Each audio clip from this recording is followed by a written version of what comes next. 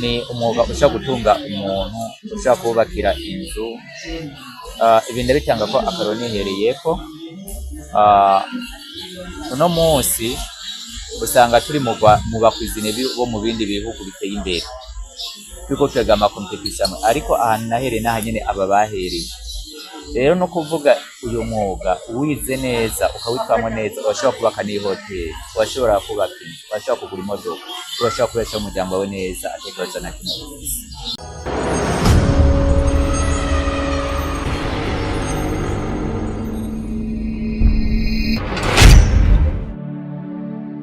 Ngabo Jeremy nsanzwe ndi umukwiziniye professionnel, nkongera nkaba n'umuyobozi w'ikigo cya Académie de la Cuisine Gastronomique. Uyu munsi naho tukaba twakoranijwe no guha impamyabushobozi kugaruka rwakurikiranye inyigisho zo guteka ikiringo c'amezi ashika 3 muri formation generale, n'abakurikiranye inyigisho ikiringo c'amezi imisi 10 muri master class. Muri amezi 3 twe twakira abanyeshuri 43 abashoboye gutsinda bakaronka amasertificat 23 muri formation generale. Muri master class bari abanyeshuri 15 abashoboye kuronka certificat zemeza ko bakurikiranye master class patisserie commerciale, abanyeshuri 14 mu banyeshuri 15. Mu bisanzwe mu gukurikirana urwaruka ntibishinja igihe, ahubwo turaba ubumenyi barose ubumenyi twite intango twifuza ko bashika kuba barayirose cyane byagenze gute. Rero kuvuga mu mwaka biratugora, kubera ko novuga nko mu mwaka umwe uheze, mu mwaka urenga iyi ni promotion igira kane dusohoye mu mwaka urenga. Urumva ko cyo precisa ku mwaka bigenda uko afite kuri kibazo. Ikintu cya mbere ni ukumva ko ukunda guteka, umwuga wo guteka. Hama ikindi gikurikira kumva ko ugomba guhindura ubuzima bwawe. Ico nico kintu cya mbere tubanza gusaba. Igikurikira aba amayo kwiyandikisha n'ayandi asabwa kugira tugure ibikoresho, kubera ko dukoresha uburyo bwinshi cyane muri iyi porogaramu. Aho amahera usanga twashinze bivanye n'ikiringo tuba tugiye kwigishamo, tukavuga ati amahera cyangwa kuri iki kiringo nayo muri aya mezi 3 tugakoresha amahera angana. Ikintu intambamyi ya mbere nuko twahuye nayo ni bya navuga ko abanza kuba umutima ukunze. Aro ugwaruka dushaka kwakira ugasanga uragomba kumufata ukuboko, ariko ugasanga we ntashaka. Ni wa muntu ufasha no munsi nejo ugasubira, ariko ugasanga biranga. Iyo ni ikintu cyambere usanga kiduhangayikisha cyane.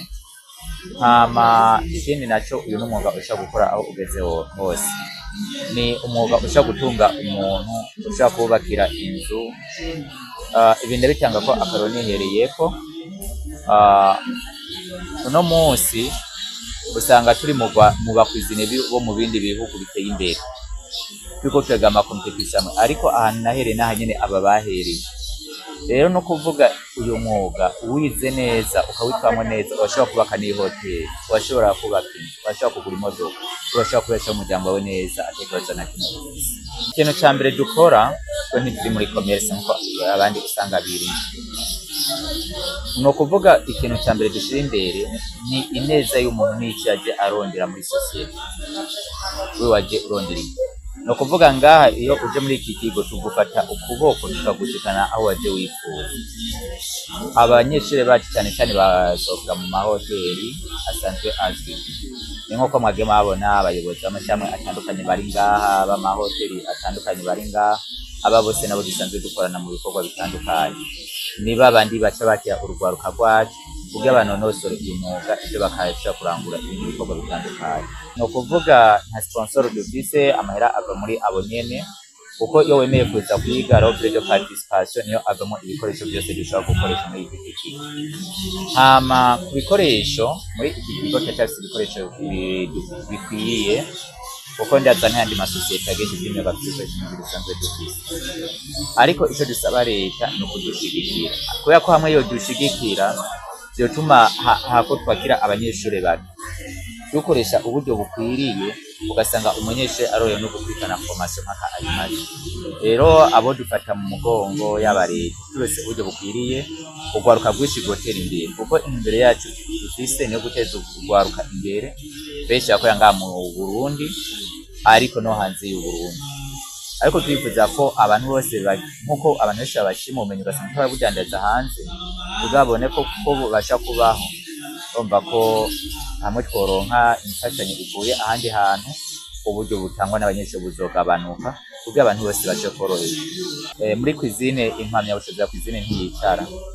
Izi si inkaratasi z'abantu ngo bagende kwicara, ahubwo iyo umuntu tumuhaye impamyabushobozi aba afise ibikorwa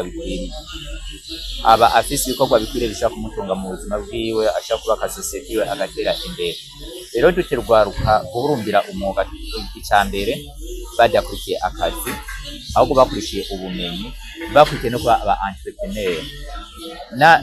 Naho dutanga abakozi, ikintu ca mbere tubabwira gishira imbere, ntibashire imbere kwama bakora ubuzi imisi yose, ahubwo bashire imbere ukuntu bazokubaka amashirahamwe yabo ejo muri kazoza, batera imbere, bongere biteza imbere. Kugaruka twaye impamyabushobozi, ndakekeranya ko benshi muri bo barafise akazi gushika kuri iyi saha. Abandi nabo bararose ibibanza bashaka kuzoca bajamwo ubunyene nyuma y'izi formation.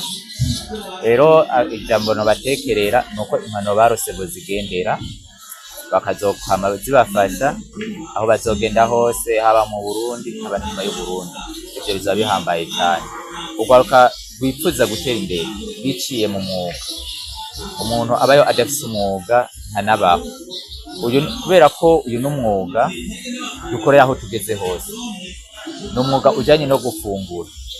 Inda ntabwo ushaka kwiganyira amaganya cyangwa ibindi bintu. Kwiga cuisine ni kumwe mu bintu bishobora kubafasha gutera imbere aho bageze hose, naho ubuzima bwabo bumeze gutyo. Rero mpamagarirwa kwiga umwuga wo gukinjika, bagashira imbere ingufu, bafise intumbero y'aho bagomba gushika. Ivyo bizobafasha kandi bafasha gutera imbere.